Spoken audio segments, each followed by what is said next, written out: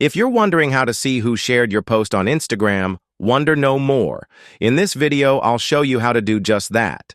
It's a really easy process and a great way to keep track of who's been sharing your content, so keep watching this video to find out how it's done.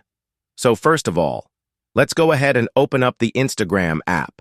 When you are on the Instagram homepage, tap on your profile icon at the bottom right corner of the screen to go to your profile. Once you are on your profile, tap on the post that you like and then tap on the three dots at the top right. That will give you a bunch of options.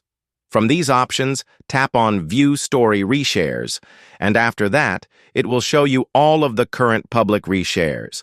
Now, if you want to see who shared your post, simply tap on it, and at the top left corner, it will show you who shared it. You can tap on their profile picture to go over and see their profile. This is how you can see who shared your post on Instagram. If you have any questions about this tutorial, please let me know in the comments section below.